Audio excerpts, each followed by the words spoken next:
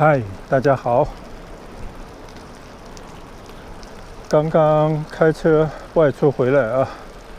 本来应该回家的，但突然想到呢，这个单车还放在车备箱后面啊，所以呢，在回家之前就把单车呢从车的后备箱拿出来，再骑行一番啊。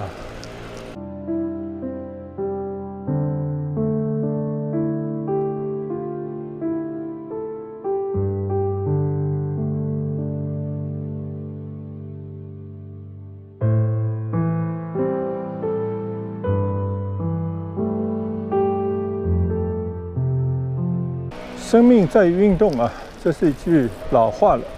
很多人都知道，但是呢，总会为自己不愿意多运动，为自己的懒惰呢找借口，甚至还有人有这样的歪论，说是运动浪费时间，生命在于少运动这样的各种说法，并且呢，以日本人为例说日本人呢很少运动，尤其是日本的老年人。日本人呢，在整个世界上平均寿命应该是比较靠前的，所以呢，这也让某一部分人呢，为自己不愿运动找到了依据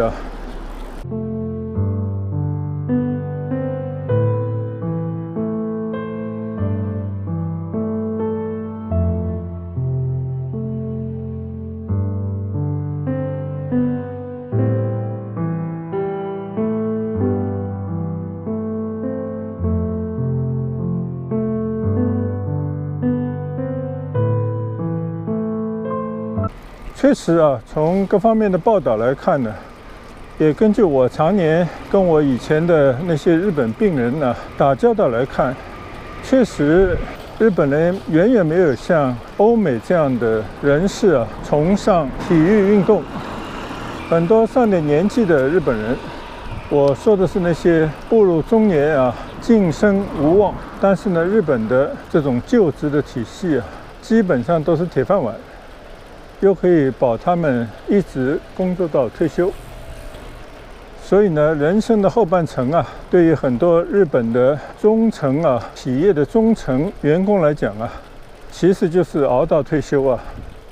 在经济状况比较好的时候呢，日本公司基本上每年都会按照一定的比例增加工资。所以呢，在日本看一个人有没有钱，或者他的收入高不高，你只要看他的年龄就行。至于能力这个在其次，首先要的是对企业的忠诚，同时呢，企业也会照应这些对企业做出过常年贡献的员工。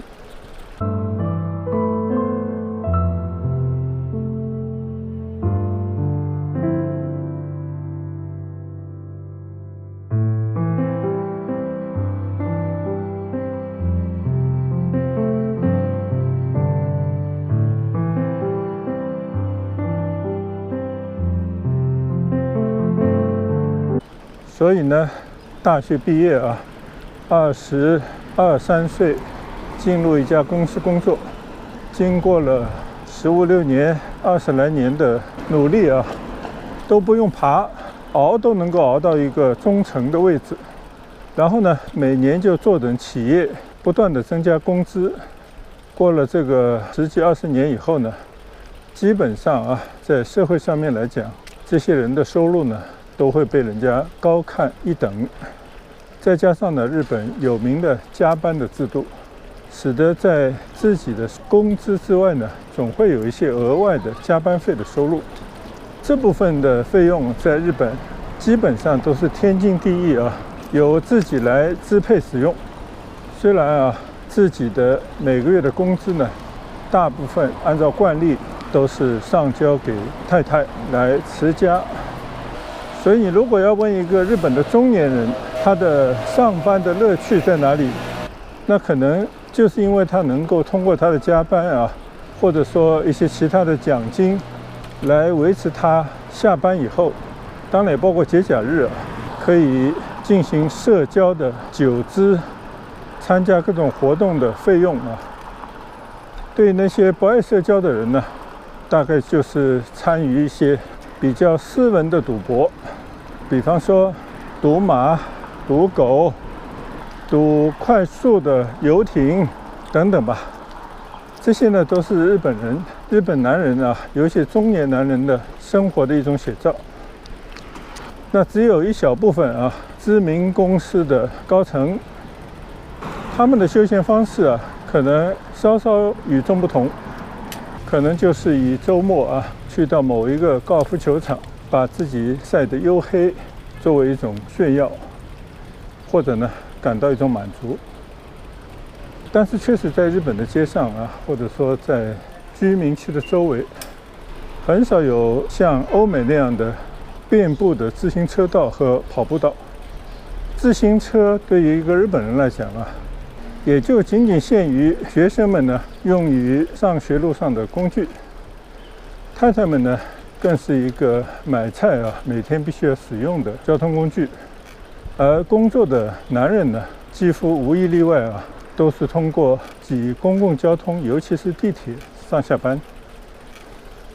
那么问题就来了，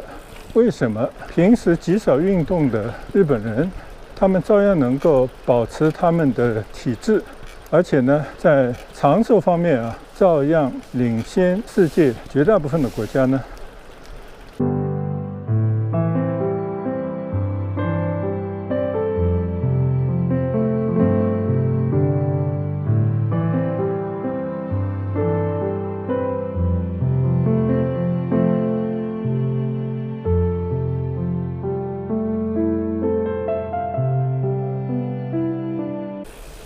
我觉得主要有2个方面吧。一个呢，科学的饮食啊。日本这个社会很有意思，基本上来讲呢，都是一个家庭只有一位丈夫外出工作，但其实呢，日本人作为家庭的成员，他的太太啊，并不是没有文化的存在啊，而恰恰呢，更多的日本的妇女呢，都受过很好的本科的教育啊。而且呢，日本大学当中有一个专门受女学生青睐的专业，叫家政专业啊。请大家不要误会啊，家政并不是我们中国人说的去为人家当佣人做阿姨啊。其实，在日本是极少有佣人这样的阿姨的群体的存在的，因为呢，整个日本社会啊，都以雇佣保姆来做家务为耻。即便呢，你家里有3个孩子，一般也不会专门请阿姨来照顾，都是呢全职的女主人一脚踢，而且大部分都安排得井井有条。这个可能是日本专职的家庭主妇的主要的工作职责吧。而在大学里面专门选修家政的课程，其实呢只有一个目的，就是让自己在婚后呢能够成为一位好太太、好母亲，而且科学的选择每天的饮食，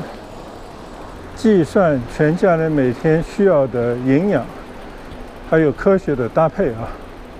你在日本超市买任何一样东西，每一样食物都会清楚地标明这个食物每100克啊，或者每1000克所含有的营养成分所产生的卡路里，就像呢日本的电车啊、地铁用秒来计算每个站到达的时间一样精准。经过日本几代人的努力啊，日本的妈妈们每一个都堪称是营养学家，她们在家里头照顾自己的丈夫、自己的孩子啊，也都是精益求精，堪称专家。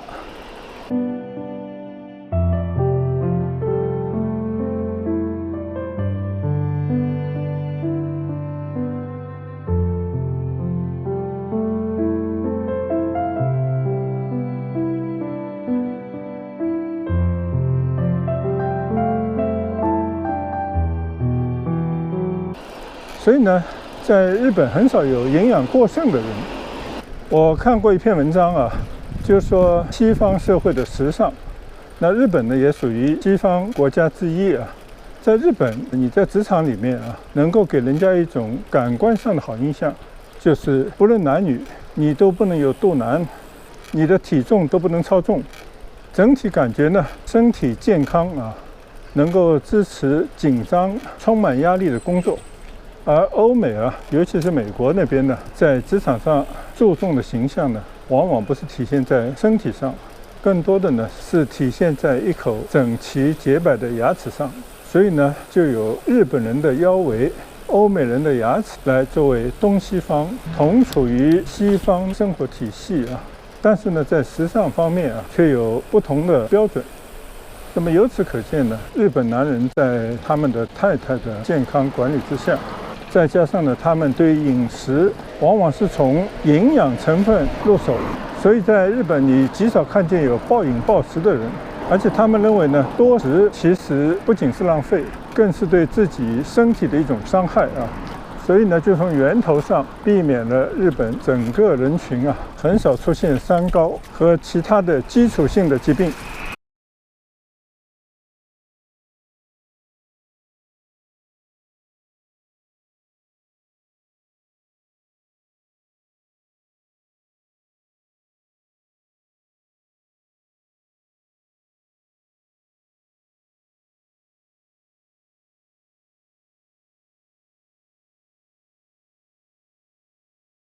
当然了，除了太太啊为全家人做好营养搭配、健康饮食之外呢，日本的先进的医疗的体系、全民参与的国民健康保险，也是国民健康的支柱。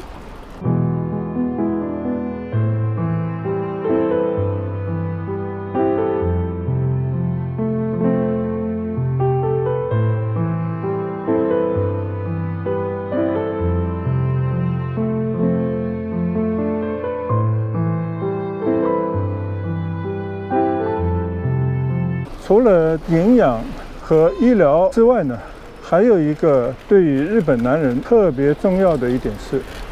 那就是在职场持续的工作，而且绝大多数人呢是一生从事一份工作，也就是说，对自己所从事的这个工作的，不论是技术的含量还是平时的流程，从中积累的经验确保自己在工作当中行云流水。其实工作上并没有太大的难度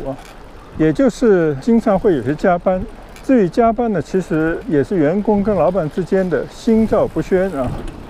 因为老实讲，如果没有加班，男人们的日子就痛苦了。喝酒的钱、玩耍的钱从哪里来？所以任何一个企业所谓的加班，在很大程度上是资方和员工相互的妥协，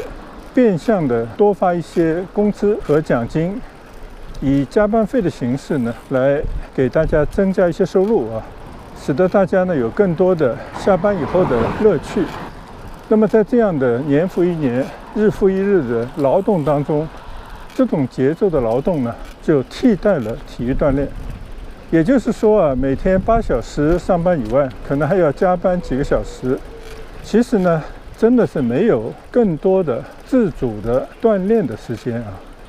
这一点和欧美是完全不同的。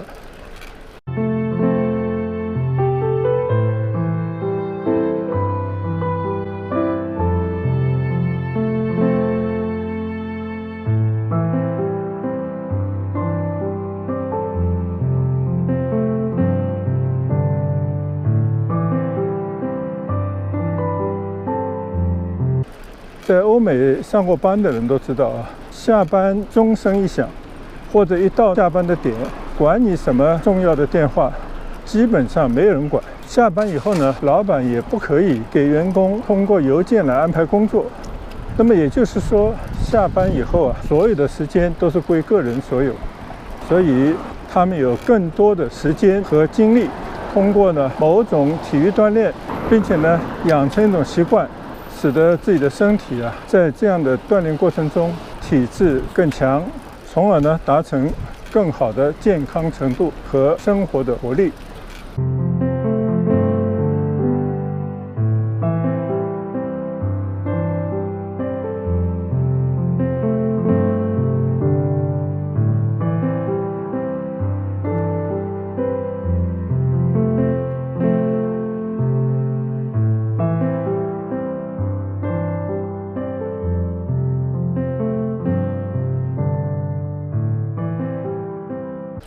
所以我觉得啊，生命在于运动这件事，或者这种说法，还是有它的道理。如果你没有运动，那你也要有劳动。总之，你都要动起来，才会让自己的身体呢变得更加健康、更有活力。同时呢，也会让生活充满更多的乐趣。今天骑行慢聊啊，就跟大家随心聊聊我对健康观的理解。我的理念呢非常简单，就是生命在于运动，并且要持续的运动，让运动呢变成自己的生活方式的一部分，并且呢在运动当中去体会，找到更多快乐的成分，让运动呢不仅为了健康，也为了自己更多的快乐而运动。今天呢，就跟大家一边骑行一边分享到这边，期待大家留言，提出你更好的观点，供大家一起来讨论。谢谢大家的观赏，再见，拜拜。